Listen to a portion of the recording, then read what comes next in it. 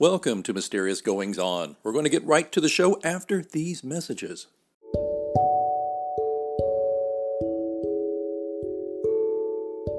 Hi, this is Sonia Iris Lozada, host of Poetic Resurrection, and you're listening to Mysterious Goings On with Alex Greenwood.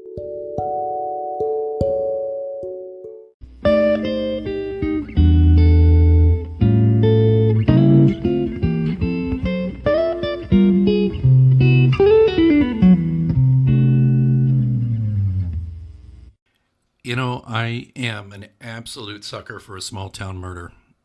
No, wait. Let me be very clear. I don't want to actually see anybody murdered, but I'm always up for a small town murder mystery. I've written one myself, and I'll tell you what, though, I did not write one, I don't think, quite as interesting and as acclaimed as this one, and we're going to talk about it with the author. We're, of course, talking about today The Shingle Weaver's Picnic. And I'm so excited to have the author of that book here, P.C. Smith. This is a book that Writer's Digest called a novel rife with delightfully rich sensory details. The Shingle Weaver's Picnic is a historical fiction story of innocence lost and the hideous violence lurking under the surface of small town life. P.C. Smith, welcome to Mysterious Goings On. Well, thanks for having me, Alex. Very nice to meet you. It's nice to meet you. You know, there's something else here about this book, and but frankly, I think it's a sideline in a way, but I'll just say it if it's okay.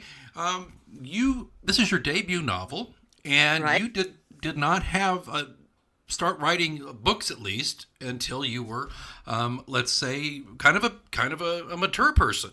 Fair enough? Yeah, 85 is the number. Yes. Well, I just try to be respectful. Very nice. Thank you. Thank you. Well, here, I've got a quick question for you before we talk about the book itself. Sure. What took you so long? Well, life gets messy, and I've always had the philosophy that things just sort of happen in their own good time. If you leave the door open, something will walk in. So I did what, all young women did at the time. I was married, had children, a husband, and volunteered and did all those wonderful things. And then just out of the blue, I ended up being a caretaker for my late husband for about 8 years of Alzheimer's. And my doctor had said, you better find something to do at home that really takes you out of this world a little bit, because it's going to be a tough ride. So I thought, I'd like to take writing lessons online, but I didn't have a computer, nor did I know how to work one. So that was a challenge right there. Just buying the thing, let alone trying to work it. So I found Gotham Writing School in New York. They have fantastic teachers. I mean, she knew just how to hold me in check and give me my corrections and all this stuff without squashing the spirit. So it was a 750-word homework assignment with this class that ended up being my book. Well, by the way, that's the first thing, right? Is to have someone who's in a mentoring role to not extinguish that flicker that you're trying to, make into a big fire. Yeah, that's very important. I don't care what kind of I think there's an artist in everybody. And if it pops out and you get a chance to do something with it, I don't care whether it's art or whether it's gardening or, whatever, but to have somebody encourage you is the answer, because who knows how far you can go with that. Well, that's one thing about this show too, is that we are excited to feature artists or writers at any stage in their career. And we've had people I've had a New York Times bestseller or two, all the way to someone on a debut book. I've even had a couple of times some people who are just putting together their first book, because I'm with you on that. I think it's important to encourage people. My late grandfather encouraged me. He was a writer. We need somebody in our lives to do that. And I think that's wonderful that you found that. I was very, very fortunate. Of course, I also had a wonderful family. My sister and brother and my mom were just, right behind me all the way. And then one of the odd things that happened with this book that I hadn't anticipated is I started hearing from women that were, let's say, on the edge of having the empty nest syndrome situation. And they were so thankful to read that I was at that age writing a book.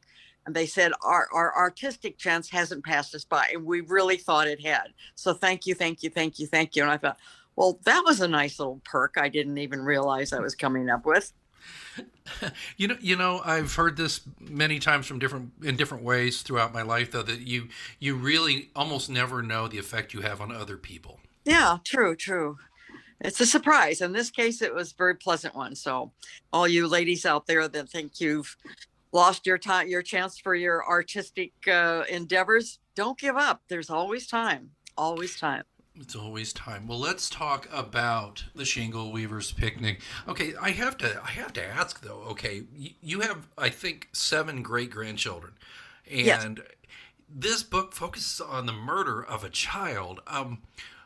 Love to know just your emotional process with that. Was that difficult for you, or were you able to fully detach and just get the story on paper, or what? Well, I think anytime you're thinking about, reading about, or watching a movie or something where a child is a victim of something, always sort of gets you down deep. But since I had the ability to bring some good out of that, being the writer, it made it a little easier, a little difficult. Yes. Yeah, I've been a father now for almost 13 years, and it's interesting how I personally changed the type of media I consumed, Yeah. especially when she was very little. Do you know what I mean? Right. Yes, I do. Yeah. I think that there's that parental instinct kicked in with me, and I just couldn't. But it's like I just completed a serial that's got some of these kinds of overtones, so it was got a little easier. But maybe it's the fact that my daughter's becoming a teenager, and it makes it Well, little that less. and yeah, my mom always said when I joined my grandkids so much, she says, "Though your grandchildren are your reward for not killing your kids when they were teenagers." So it's really, really wonderful. I look at my grandkids and think, "Yeah, it's the truth. It's the truth." Okay, well, how about this? I'm going to be quiet for a second. Would you mind just kind of giving listeners, not really your elevator speech or anything, but just you might tell them a little bit about the book and why they're going to want to get into it.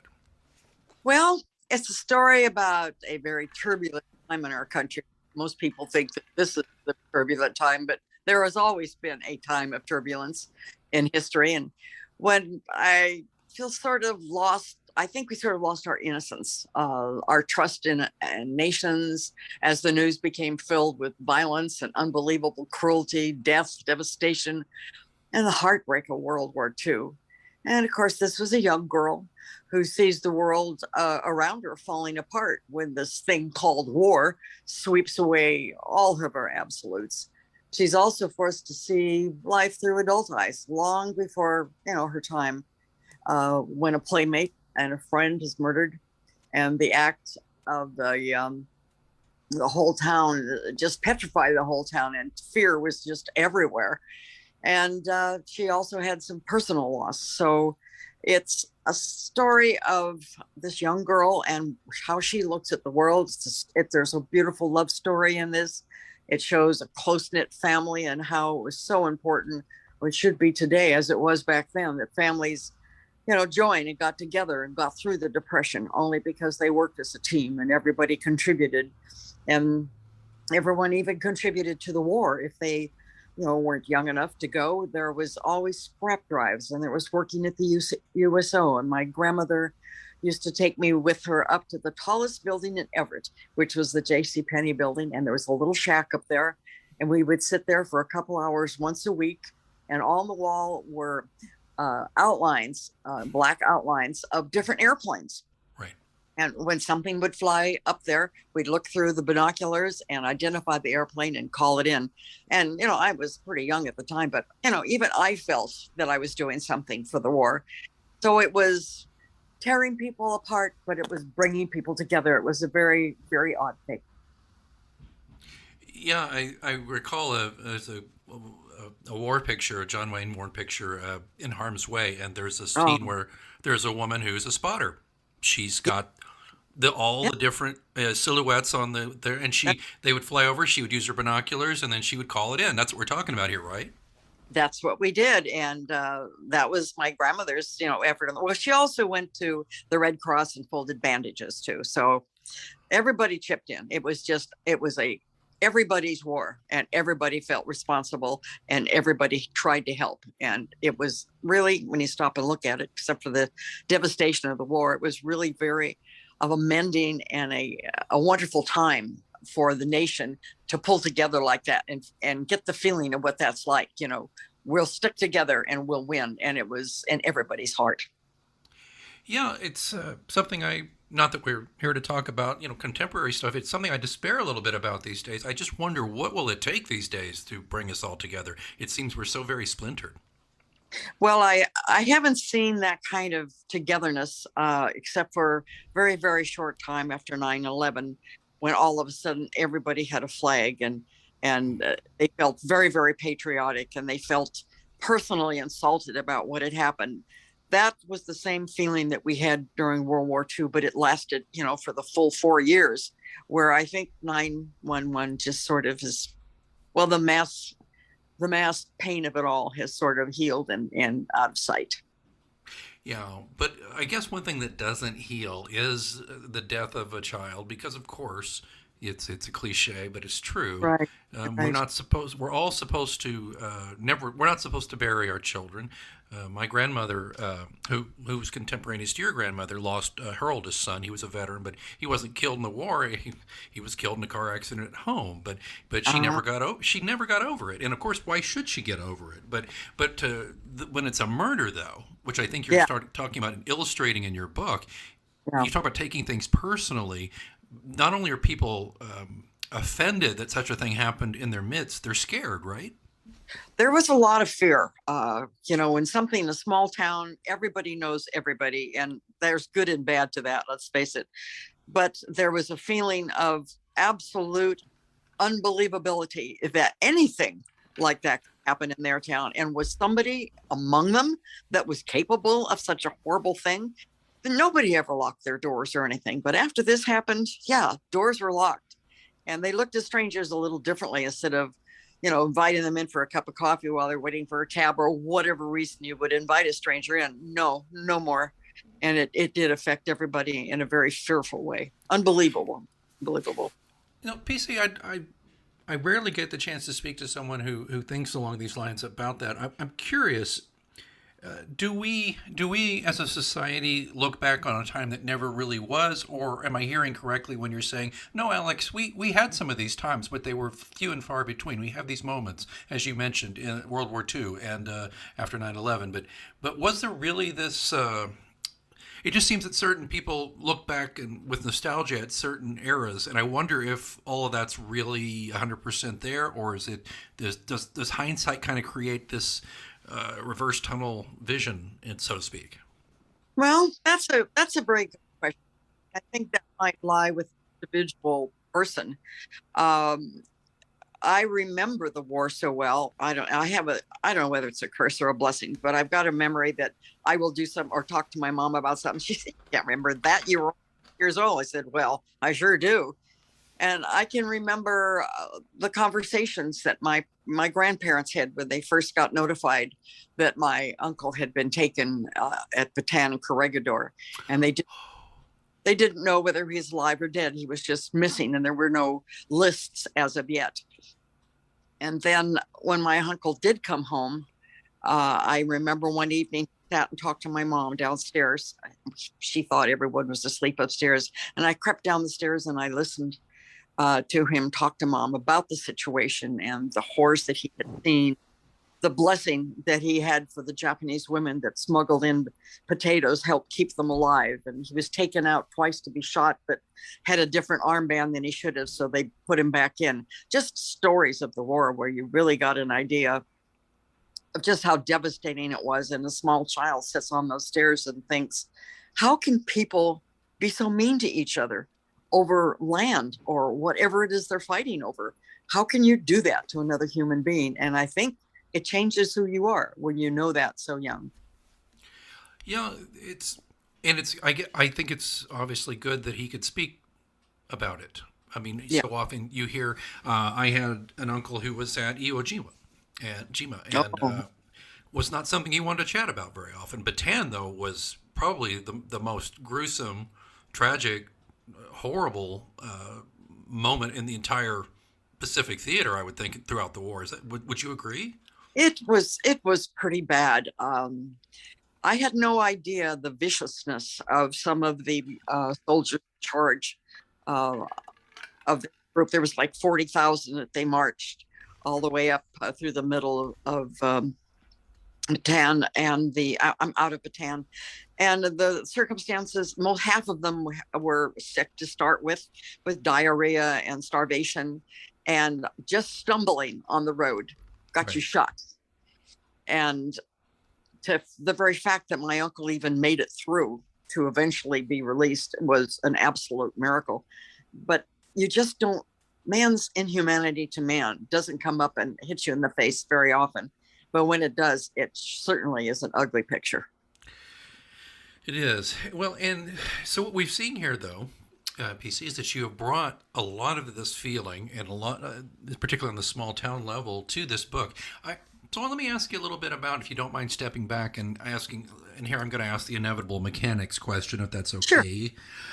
How do you write? Love to know. And you had the encouragement? I understand that with you, the Gotham folks, and but when it got down to it, as I say, pardon the slightly crass statement, but people ask me all the time, how do you write? I say, well, I get my butt in the seat, first of all, and I write. So how did you do it? Did you have a routine or anything like that? Well, I didn't know. I didn't think the most miracle about this whole thing is that I just did it. I had no idea that I could. My teacher kept encouraging me. So one day she said, "I've got a project for you, Patty." I said, "Okay, lay it on me." She said, "You're going to write a book in 30 days." Oh my goodness. I said, "What? You've got to be kidding me." She said, "No, I want you to know, and you just said it, you put your butt in the seat, you'll get words on the page." So I thought, okay, she hasn't steered me wrong yet. There must be a method to this. So I had my daughter-in-law come in and do the things around the house that distract me. And I started my 30 days. And I wrote and I wrote and I wrote. And I kept saying, "I don't know, this just looks all." She said, "Quit being an editor. Just write. Just write." That was so hard. But I did. I kept writing and writing. Now I'm down to, I've got uh, about I've got about 30,000 pages to do here, and then I'm just about done. So I wrote and I wrote and I wrote and I wrote, and a couple days worth. And on that last day, I was just about finished. I thought, I am so tired. I've got to sit down. I'm cross-eyed. So I sat in a little chair I've got in my writing room and just sort of stretched out for a little while. And I thought, all right, let's get back and see what we can do. When I got back to the computer, I'd forgotten to click on save, and the last days of my work was gone. So you want to see a grown woman cry? So Oh my goodness. Oh no. put on your big girl pants. And I said, if you get back to it, you might remember what you wrote. So I did. I hopped back on and I wrote and I wrote and I wrote and I wrote, and I finished with 2 hours to spare. So that in itself was a challenge. And I thought, if I can do that, then I can do a book. So that was my beginning of knowing that this can be done. Okay, let me ask you, what's your favorite part of the process, though? Is there? I mean, that to me is that whole force structure. Oh my goodness, it's great that you could do that, but Yeah. now that you're not under that kind of stricture, what is your favorite part of the process? My favorite part is I get sort of a feeling for a story. It's just sort of a general wave of something that would be interesting, if it can be developed. And then I start with my characters. And I think I got this from when I was a little girl. My idea of a Saturday afternoon was a bag of popcorn and the movies. I just loved the silver screen. And I did that every Saturday that I could. And I get home and I tell Mom all about the characters that I'd seen. And then I remember the day that I realized what characters were. I told her, Humphrey Bogart? I said, he's one person in the Treasure of the Sierra Madre. He's another person in the Falcon, Maltese Falcon, and he's another person in the African Queen. That is a real character, Mom. And she said, you're right. So that sort of stuck with me. So what I do is I start with my characters. I can close my eyes and I picture a character that has some sort of something that makes it stand out from the average person, maybe a walk, a look, or just having a dynamic personality. And I sort of develop the character and then put him aside, and then something else will come to mind. I'll develop that character and I'll put it aside. And then when I finally get the story, I pull them all out for auditions and pick my characters. I know it's not silly, but that's what I do. I don't think I've heard any. I've been doing this show for over 5 years. I don't think I've had anybody tell me they had an audition process for the characters like you just did. Oh my gosh. Yeah, it's great. It's great. I love it. I think developing the characters is my passion. And I know this is going to sound a little strange too, but when you really get into the writing, or you a writer, you know what I'm talking about. You get into the story and you get into the characters, and something action is happening, and the characters do this or they do that, or they say this, or they say that. I can't wait to get to the end of the chapter to see what they've done. They take a life of their own. It's 100% true. I tell this to people all the time because I'm on 8th book in my series that's coming out in Halloween, and people ask me this who don't write. They just said, "Well, do you know what you're going to do?" I said, "No, I let the characters decide what we're going to do. I'm just along for the ride." That's the truth. It sounds very strange, but once it happens to you, then you understand it. But that is really neat. That's what keeps you going. I think I can't get to the next chapter. Let's see what's going to happen. Who's going to do what next? And yeah, it's great. It's great. I love it. Yeah. Of course, I don't know. I don't know if I said this first, but I think I did, but maybe not. But I always say to people, writing is a lot. Being a writer is a lot like always having homework, and because we do. I don't care if you just finished your latest manuscript. Like, I just turned mine into my editor 3 weeks ago, and he's working on that. So I got antsy after about a week, and I just started writing a new short story. You just always have something to download. But the interesting thing for me, and I wonder if it's the same for you, is I just like have an idea, or I have a sentence or something that I really want. Speaking of auditioning, I audition sentences, I guess. I have a sentence that I really want a character to say, and then I can literally build something around that. It's so much fun. Well, I carry around one of those yellow legal pads, stick it in my purse, and I might be, sitting doing something, and a certain phrase will come into mind, and I right away, I write it down. Not that it fits into any story or not, but it's almost like I'm collecting my own little writing encyclopedia, and I've got all kinds of things written down by the time I finally get into the story. Yeah, I had a guest on a couple of times actually in the past few years. His name's Scott Mickelson. He's a musician. He's not an author. Well, yeah, he's a children's book author too. But anyway, he's mostly a musician. And I asked him, I said, "Your lyrics are so interesting." He says, "Yeah, I steal them from everyone." I'm like, "Oh, you mean other singers?" He goes, "Oh no, I'm just sitting somewhere and I hear people talk and I hear snippets of stuff that I think is just great. I just write it down." And he said he literally, for a couple of songs, cut them all up, threw them up in the air, and just drew them out of a hat to create a song. Oh my goodness, that sounds exciting. Oh, great. Oh, that's yeah. Creativity is it's a fun thing. It really is. It really is. Well, let me ask you, the Shingle Weaver's Picnic, which looks fantastic, beautiful cover, lots of great 5-star reviews, and of course I think I mentioned at the beginning, folks, that Writer's Digest wrote something very lovely things. What's next for PC Smith? What are we going to see next?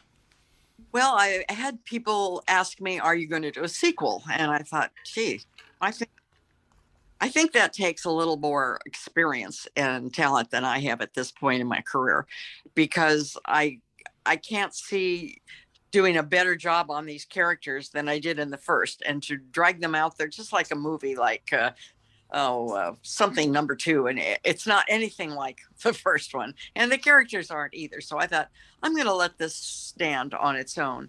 But my second book, I getting the feeling, is going to be written in Montana, because that's where I have a second home, and there are characters there by the dozens. and I've written down a lot of them, and I think I could come up with a really good sort of a World War II spy story. Ooh. Yeah. So Oh, that's where I'm going with that right now. that sounds great. Yeah. Yeah. So when you're not in Montana, you're in. I live in Monterey, Central California, right near Carmel-by-the-Sea, and I had a stained glass studio there for 15 years, and I retired and started doing writing. So I'm there. Oh, I used to be just half and half, 6 months here, 6 months up there. But I tell you, Montana is so beautiful. And they talk about big sky country. It is huge. So my husband and I are spending a little more time in Montana, but we have this darling little cabin, and it's got a little loft, and upstairs is my writing room. Get in my pink fuzzy slippers in the morning with a big roaring fire, and I can write all day. Oh, that sounds like heaven. Well, okay, here's a curveball for you. You let me know if somebody's asked you this one before. All right, you are a grandmother of 4 and a great grandmother of 7. There's got to be another writer in there somewhere. No, but there's a lot of talent. There's musical talent. I have my uncle who was the Marine Corps in the Marine Corps that was the prisoner. He played a clarinet like, oh, you couldn't believe. He was just wonderful. He was my hero when I was a little girl. And I have a grandson that writes music, that sculpts, that paints. And then when he got up here for a visit, he found what the remnants of my stained glass studio downstairs, put it all together. And now he's a stained glass artist doing better work than I ever did at my best. So, we've got some talent rolling around, but nobody's done any actual writing. I think there's some potential out there, but they haven't gotten that spot where somebody let them know that they could do it. That's the big drawback when you want to be a writer. You're putting everything down. It's very personal. There's your baby out there on paper, but I don't think I can do it. Well, it takes a lot to make people believe, yes, you can. You can do it. Anyone can do it. Put your heart on it. Don't worry about it. Well, that's so true. And the good news for your grandchildren is that they have until at least they're 85. They haven't told what? Till they're at least 85. Oh, yeah. Let's see. My grandkids are mainly in their 30s. My kids are in their 60s, and my great grandchildren are the ones that are now in babies or 2 or 3 or something like that. So I've got a wide variety in my family. I just love it. Yeah, you just never. Well, you never know. Like I said, my grandfather, he wrote for 50 years. He wrote westerns and wonderful. I'm sorry. I said Lash LaRue type movies. I mean, oh really? My gosh, yes. I'll tell you what, PC. He started in the late 40s in the pulps. I've got some of the old pulp fiction magazines he wrote for. Yeah, and he actually though became kind of a contemporary of Charles Portis, who wrote True Grit. He knew Charlie, and oh my goodness. Yeah, he never quite had that success, but he wrote really nice books. And anyway, but he encouraged me mightily, and I just thought he was just the most interesting guy ever, and World War II veteran, the whole thing. So anyway, I you know what, you never know. One of your descendants out there may pick up your book someday and say, maybe I should try this. Hope so. I was very, very flattered when my brother bought the book and read it, because he's a historical nut. He loves those books that are 4 inches thick, all about Lincoln and everything Lincoln ever said, did, or breathed, and he just loves that. So for him to pick up my book and say, "Gee, Patty, that was really good," I thought, "Whoa, that's probably the best review I got." Yeah, isn't that wonderful? When especially when it's not like you gave a copy, you just found out they bought it and read it and liked it. Yeah. It's the ultimate. Particularly, I don't know about you, but particularly for me, the people who are not typical readers. I have a friend or two who are not big readers, and I've got one friend. He's an architect. He doesn't have a lot of time for pleasure reading, but he says, whenever I need to turn off my architect brain, I pick up one of your mysteries, and that just makes my year. Perfect, doesn't it? Though, oh, that is cool. Yes, my brother bought 11 books, and he gave them out to family members. So I think he liked. What a great brother! What a great brother! Yes. And apparently, it's a great book. We're talking with P.C. Smith. She is the author of The Shingle Weaver's Picnic. It's her debut novel, and as she's fine with saying it, she's 85 years old, and it's going to be working on some new stuff. So tell you what, P.C. Smith, how do people learn more about your work? Where do they go? I have a website. Can you believe that? I was going to be one of those senior citizens. I wasn't going to have a computer till I needed one. I wasn't going to have a laptop, for crying out loud, till I found out how easy it was to sit on the sofa. And then I wasn't going to have a phone that had an IQ higher than mine. I was drawing a lot. Now I have a big one. So yes, now I have a website too, thanks to my grandchildren.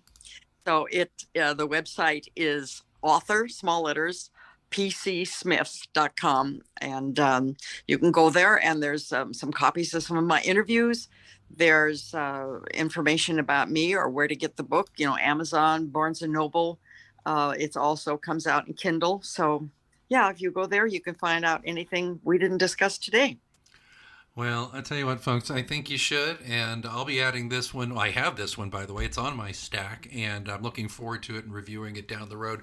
P.C. Smith, I have not only enjoyed meeting you, I feel that I have definitely learned some things, and I'm excited for you.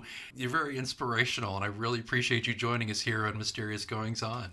Well, thank you so much. I appreciate you having me. It's been great talking to you, and you were my first Zoom, so I will probably never forget this interview. Thanks so much for listening to Mysterious Goings On. Don't forget we have a complete archive of all of our interviews, monologues, updates, live readings, dead readings. All of that stuff is available at mgopod.com. And of course, don't forget to subscribe to us so you never miss an episode. We're on Apple Podcasts, Spotify, all the usual suspects. Please join us there. Again, don't forget, mgopod.com also has links where to find me on social media and how to get in touch in case you want to be a guest here on the show. Well, I think it's time that I move on for this week, but until next time, keep reading.